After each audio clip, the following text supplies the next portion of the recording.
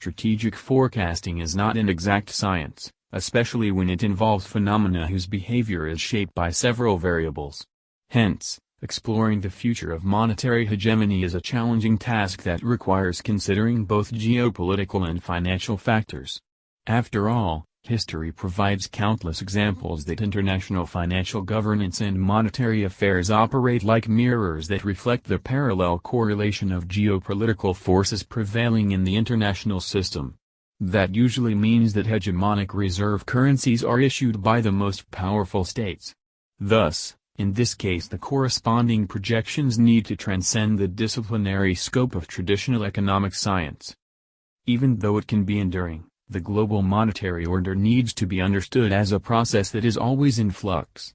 Far from being static, it is continuously evolving.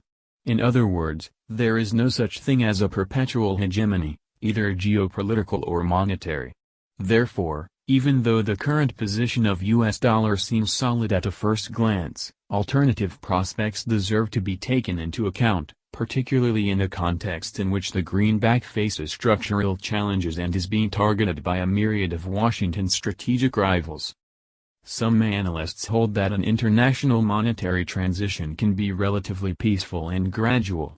However, since the stakes are too great, it would be unwise to assume that the outcome will not be shaped by an increasing level of geopolitical tension.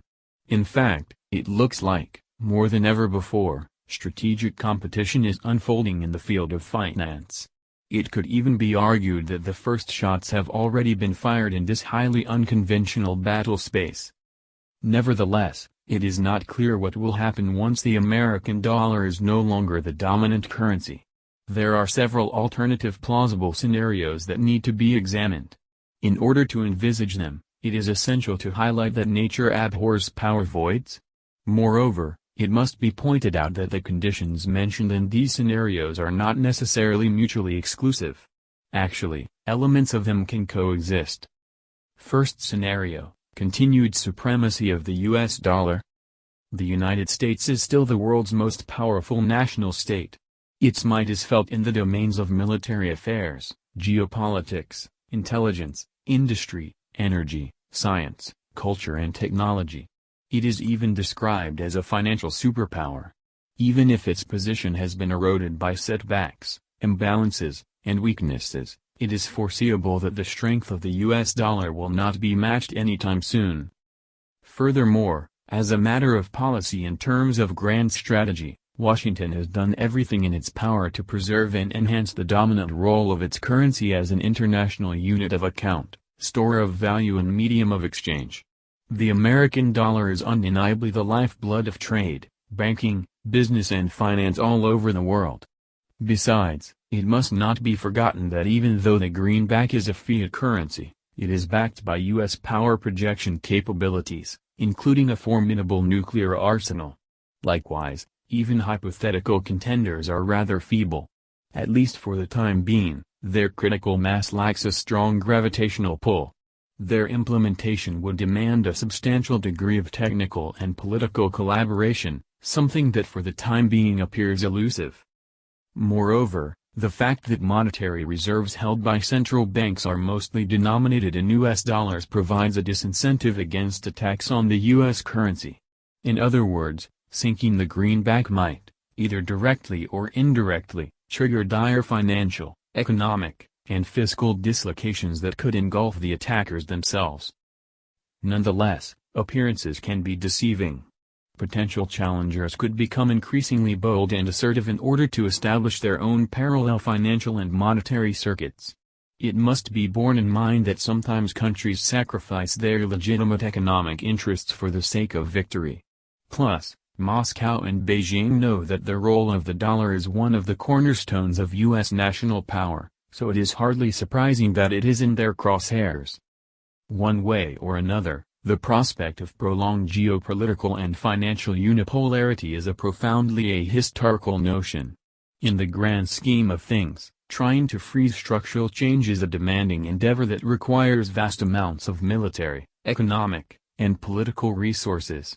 In other words, it paradoxically represents a self-defeating struggle. The power of empires inevitably declines after reaching their zenith. Accordingly, they are often the victims of their own success. Their currencies follow a similar trajectory.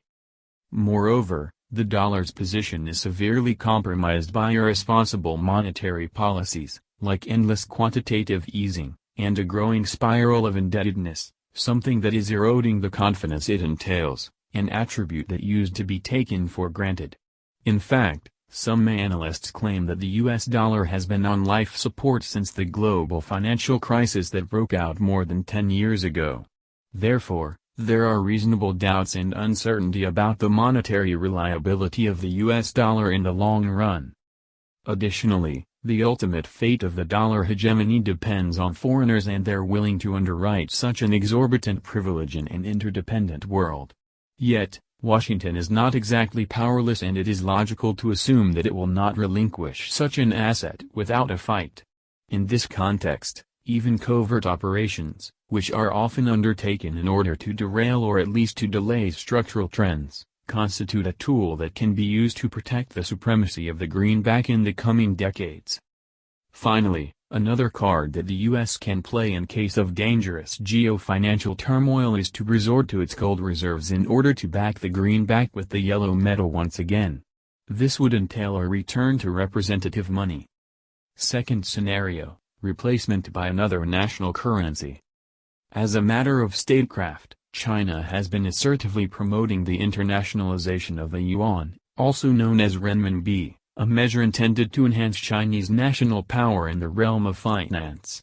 In fact, it has used many tools, including institutional frameworks, bilateral trade, the development of financial hubs, business platforms and investment agreements, in order to advance its international position and projection.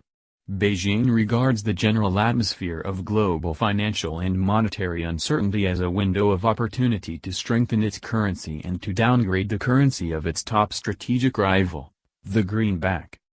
Therefore, China intends to challenge the U.S. monetary hegemony, even if that means the creation of a system of parallel structures conceived to bypass the dollar.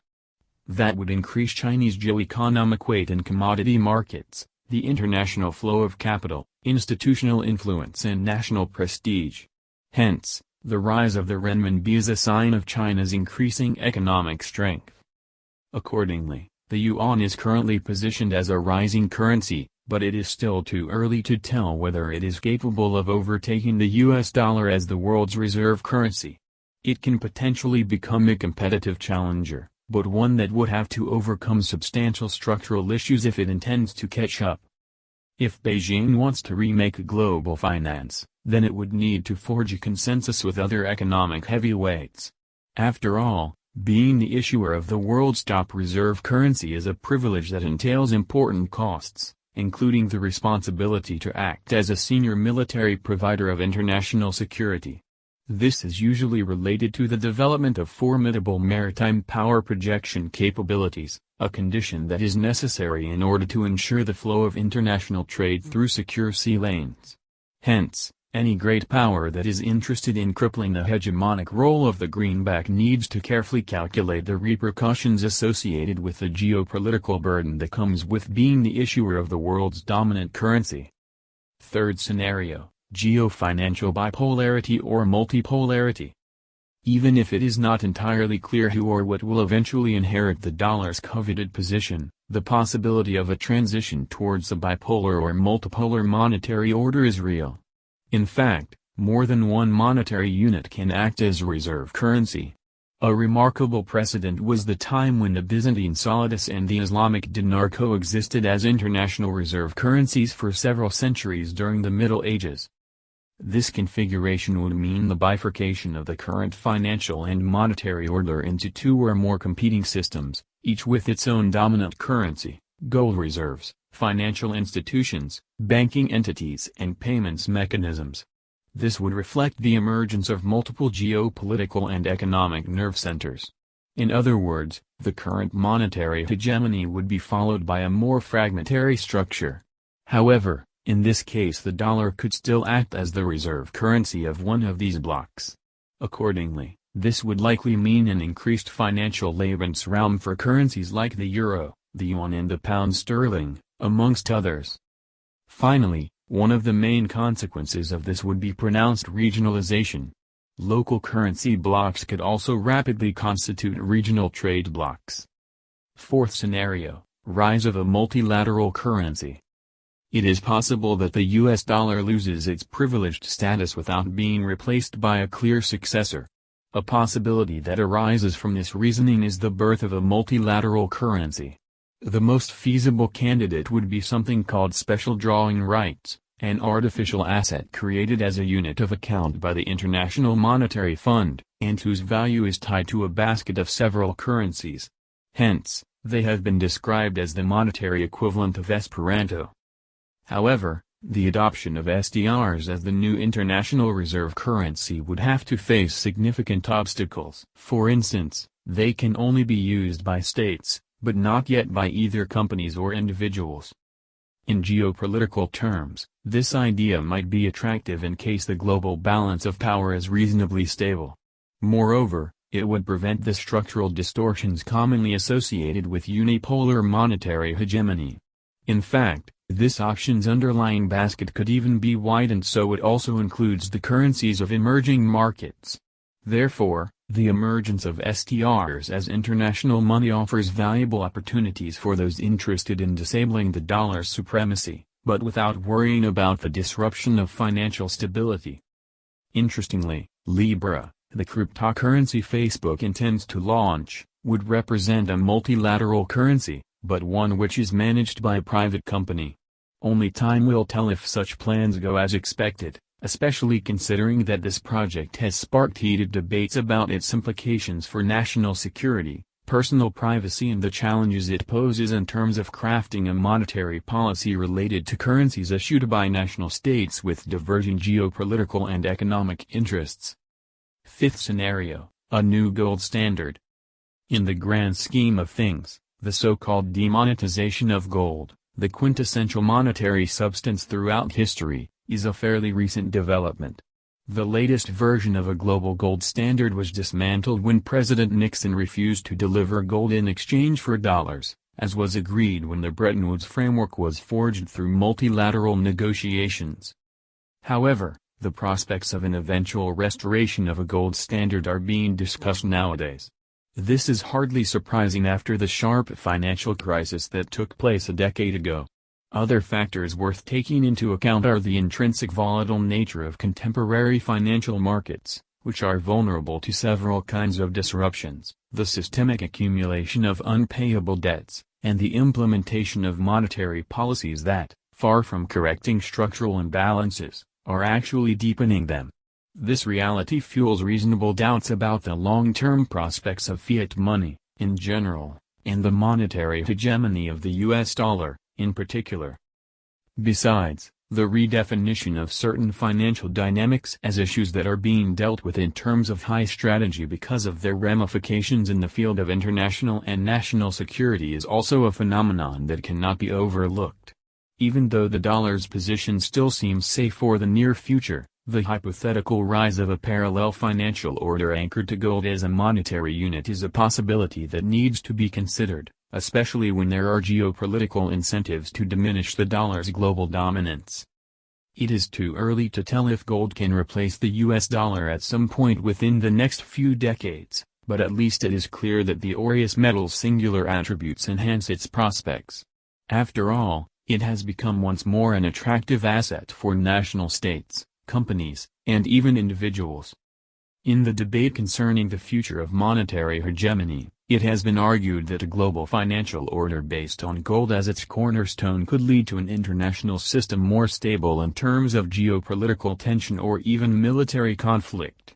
For instance, the late Swiss banker Ferdinand Lipps explained that, since gold is an asset whose value is determined by its natural scarcity, it promotes fiscal responsibility and sound monetary policies, which would limit the possibility of resorting to endless credit and perpetual debt, both closely associated to fiat money, in order to artificially inflate military budgets and, consequently, war expenditures. If gold reassumes a central role in worldwide financial markets as a result of a multilateral consensus negotiated amongst the great powers, This could happen in the aftermath of a new major financial crisis of international proportion.